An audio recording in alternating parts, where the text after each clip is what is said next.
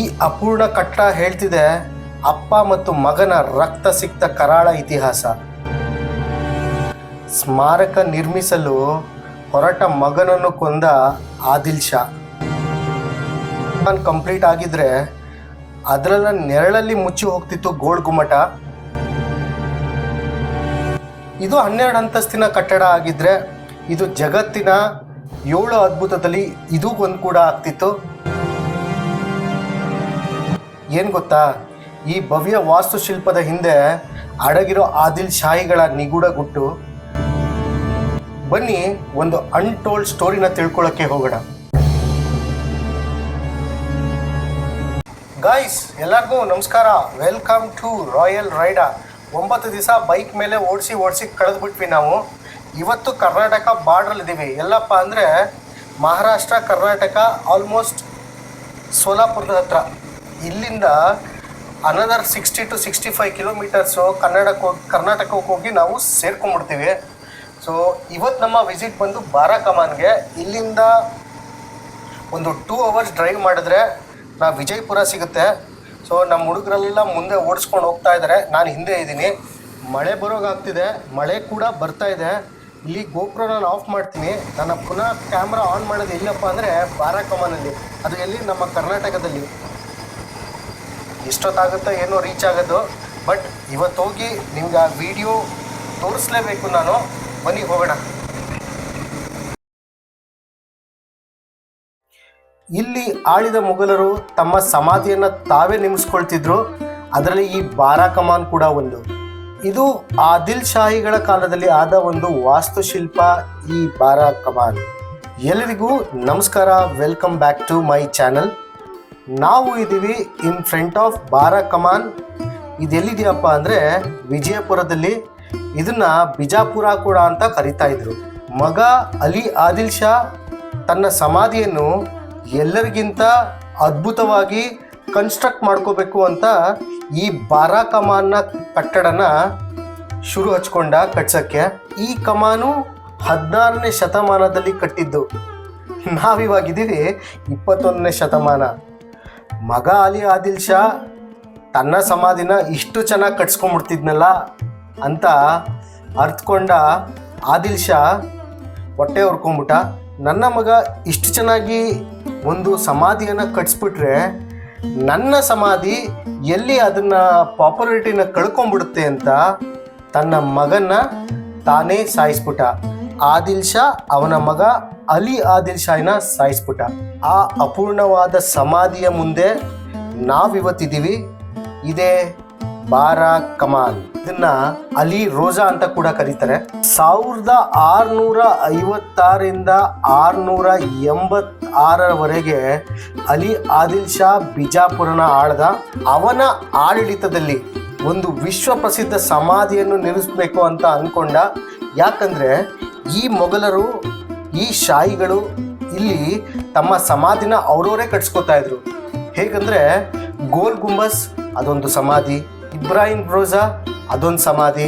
ಅದೇ ಥರ ಅಷ್ಟು ಚೆನ್ನಾಗಿ ನನ್ನ ಸಮಾಧಿನೂ ಕೂಡ ನಾನು ಕಟ್ಸ್ಕೊಳ್ಬೇಕು ಅಂತ ಅವನ ತಲೆಯಲ್ಲಿ ಬಂತು. ಅಲ್ಲೇ ಆಗಿದ್ದು ಪ್ರಾಬ್ಲಮ್ಮು. ಅವರಪ್ಪ ಅವನು ಬಂದು ಮಟಾಶ್ ಮಾಡಿಬಿಟ್ರು. ನನ್ನ ಕನ್ಸ್ಟ್ರಕ್ಷನ್ ಚೆನ್ನಾಗಿರಬೇಕು, ನನ್ನ ಸಮಾಧಿ ಚೆನ್ನಾಗಿರಬೇಕು, ನನ್ನ ವಾಸ್ತುಶಿಲ್ಪ ಚೆನ್ನಾಗಿರಬೇಕು ಅಂತ ಅಂದ್ಕೊಂಡ ಅಲಿ ಆದಿಲ್ ಶಾ ಸೆಲೆಕ್ಟ್ ಮಾಡಿದ್ದು ಮಲ್ಲಿಕ್ ಸಂದನ್ನ. ಈ ಮಲ್ಲಿಕ್ ಸಂದನ್ ಯಾರಪ್ಪ ಅಂದರೆ ಈ ಬಿಜಾಪುರದಲ್ಲಿ ಎಲ್ಲ ಸಮಾಧಿಯನ್ನು ಕಟ್ಟಿದ ಒಬ್ಬ ವಾಸ್ತುಶಿಲ್ಪಿ. ಸೊ ಅವನಿಗೆ ಹೋಗಿ ಅಪ್ರೋಚ್ ಮಾಡ್ದ, ನೋಡಪ್ಪ ನನ್ನ ಸಮಾಧಿನೂ ಈ ಜಾಗದಲ್ಲಿ ಕಟ್ಸ್ಕೊಡು. ಹೆಂಗಿರಬೇಕು ಅಂದರೆ ಇದು ವಿಶ್ವದಲ್ಲಿ ಎಲ್ಲದಕ್ಕಿಂತ ಸೂಪರಾಗಿ ಕಾಣಿಸ್ಬೇಕು. ಅದೇ ತರಹ ಮಲ್ಲಿಕ್ ಸಂದನ್ ಕಟ್ಟಕ್ಕೆ ಶುರು ಮಾಡಿದ ತಕ್ಷಣ ಸೊ ಈ ಕಮಾನ್ಗಳಿಂದ ಯಾಕೆ ನಾನು ಈ ಕಟ್ಟಡಗಳನ್ನ ಕಟ್ಟಬಾರ್ದು ಅಂತ ಅಂದ್ಕೊಂಡು ನೋಡ್ತಾ ಇದ್ದೀರಾ ಮುಂದೆ. ಇದರ ಬೇಸ್ ಬಂದೆ 8ರಿಂದ 10 ಅಡಿ ಇದೆ.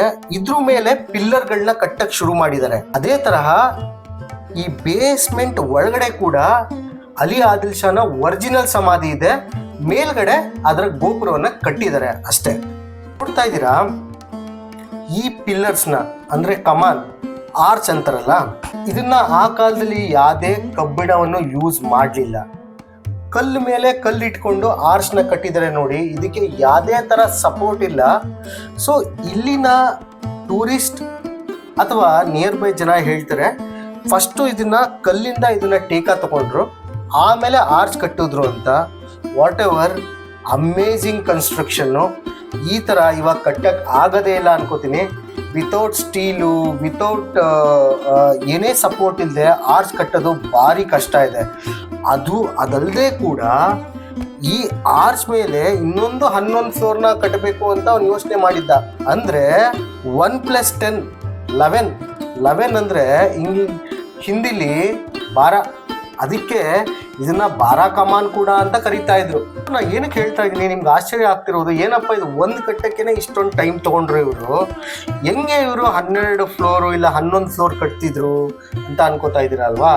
ಅದಕ್ಕೆ ಸಾಕ್ಷಿಯಾಗಿನೇ ಈ ಕನ್ಸ್ಟ್ರಕ್ಷನ್ನ 2 ಕಾರ್ನರ್ಗಳಲ್ಲಿ ಸ್ಟೆಪ್ಸ್ ಕೂಡ ಇದೆ.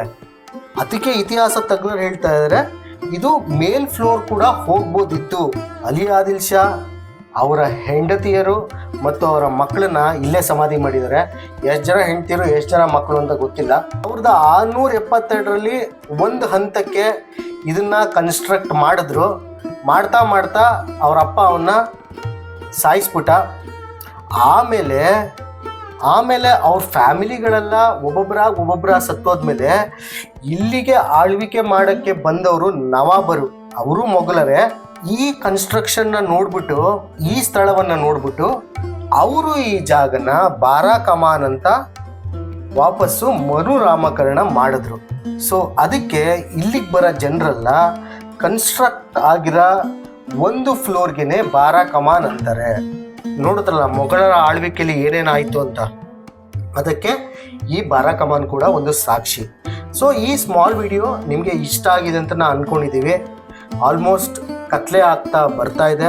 ನಾವು ಆಲ್ಮೋಸ್ಟ್ ಒಂದು 300ರಿಂದ 280 ಕಿಲೋಮೀಟರ್ ತನಕ ರೈಡ್ ಮಾಡಿದ್ದೀವಿ. ಮಧ್ಯ ಮಳೆ ಬೇರೆ, ತಲೆ ಬಿಸಿ ಆಗೋಯ್ತು.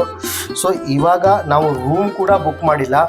ನಾವು ನಮ್ಮ ರೂಮ್ನ ಹುಡ್ಕೊಂಡೋಗಿ ಬುಕ್ ಮಾಡಿ ಒಂದು ಸೂಪರ್ ರೆಸ್ಟ್ ಮಾಡಬೇಕು ಅಂತ ಇವತ್ತು ಅಂದ್ಕೊಂಡಿದ್ವಿ. ಸೊ ನಾವು ನಮ್ಮ ನಾಳಿನ ವಿಡಿಯೋ ಬಂದು ಇಬ್ರಾಹಿಂ ರೋಜಾ ಕಡೆಗೆ.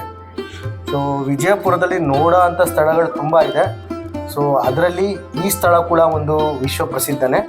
ಸೊ ಈ ವಿಡಿಯೋ ನಿಮಗೆ ಇಷ್ಟ ಆಗಿದೆ ಅಂದ್ಕೊಂಡಿದ್ದೀನಿ. ನಮ್ಮ ವಿಡಿಯೋ ನಿಮ್ಗೆ ಲೈಕ್ ಆಗಿದ್ರೆ ಸಬ್ಸ್ಕ್ರೈಬ್ ಮಾಡಿ, ಲೈಕ್ ಮಾಡಿ, ಏನಾದರೂ ತಪ್ಪಾಗಿದ್ದರೆ ಕಮೆಂಟ್ ಕೂಡ ಮಾಡಿ. ಸೊ ಸೈನಿಂಗ್ ಆಫ್ ರಾಯಲ್ ರೈಡಾ. ನಮಸ್ಕಾರ.